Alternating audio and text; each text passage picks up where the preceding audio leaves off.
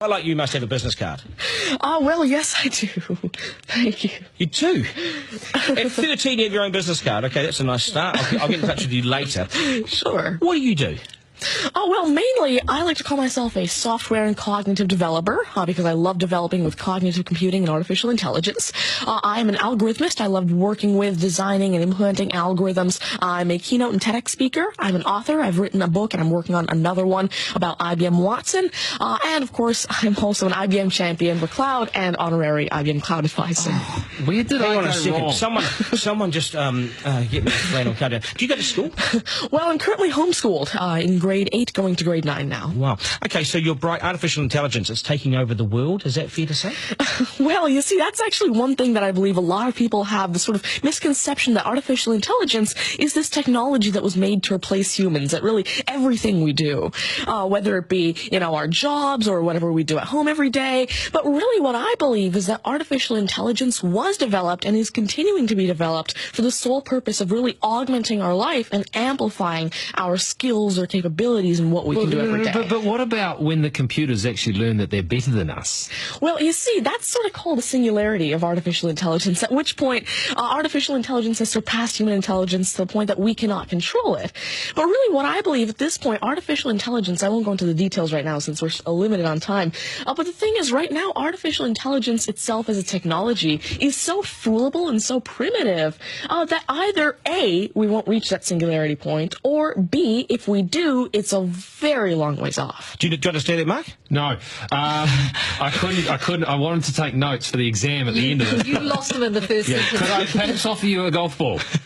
There you go. Thank you very much. You do this YouTube channel, which you teach people. What is that all about, and who is your target audience? Yeah, sure. Now, I actually have a YouTube channel called Tanmay Teaches that I've been running for around 6 years now, and it has over 144 videos and now 22,000 subscribers. And so on it, I love to teach about computing, really programming, these algorithms that I develop, machine learning especially, math, science, and especially technologies like IBM Watson. Because, of course, I like to share my knowledge because I realize that there's this lack of resources for people to learn about technologies like AI, which is why I absolutely love sharing my knowledge through, of course, these YouTube videos, the books that I'm authoring, the keynotes that I have, and really Watson comes in here in such a great way because Watson allows me... What's Watson?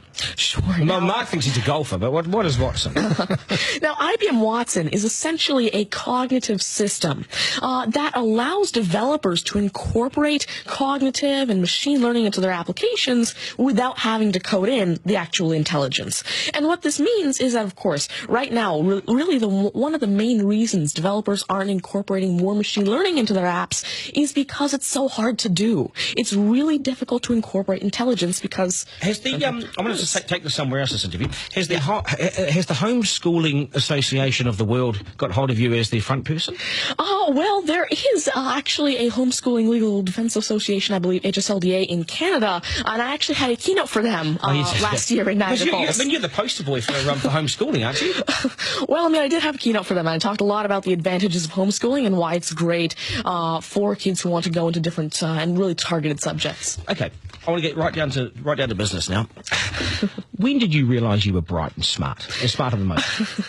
Well, I originally started coding when I was 5 with simple languages like Fox Pro and Batch. But eventually, at 9 years old, I had my very first iOS app accepted into the Apple App Store called T-Tables. But did your mum and dad do something to you between 0 and 5 that plugged you into the wall? What did they do to you? At five, you were Are you smarter than your mum and dad, by the way? Already? Well, I have... my dad used to work as a computer programmer, but he used to work with, simple, regular programming languages like Fox Pro, Batch, a little bit of C, etc. But you see, now I'm really interested in artificial intelligence and how it can actually be implemented on all these different platforms. You'd be a nightmare to teach. You'd be an absolute nightmare to teach, wouldn't you? Because you'll be smarter than the lecturers. I never want to get in an argument with you, ever. But I would like to see you on a quiz show because I think you would nail that. Well, you see, there is one thing that I've been working on, and it's essentially an app called Ask Tanmay, an NLQA system.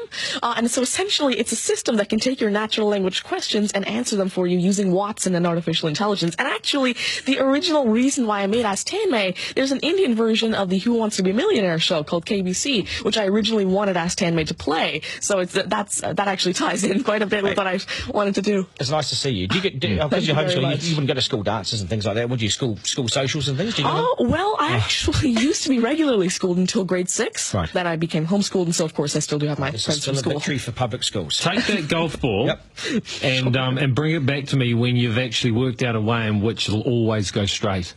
Because I think you could do it. Technically, using a genetic algorithm or something. I knew there'd be an answer. Hey, it's brilliant to meet you. You're a complete inspiration. And I hope my son was watching, a 7-year-old son. Message to Buster Gardner, you got work to do, mate. Do your homework, and we've got to sharpen things up. Nice to see you. Thank you very much. All the very best. Thank You're you. amazing. Thank you. You're amazing. Okay, news is next, and then we are joined by today's panel, which won't be as smart as this guy, but they'll still be good, and we will head back to some of the beach as well for a game of 9 and 10. So much pressure now on the contestant of 9 and 10 just to rip through it and get it right. It's coming up after 8.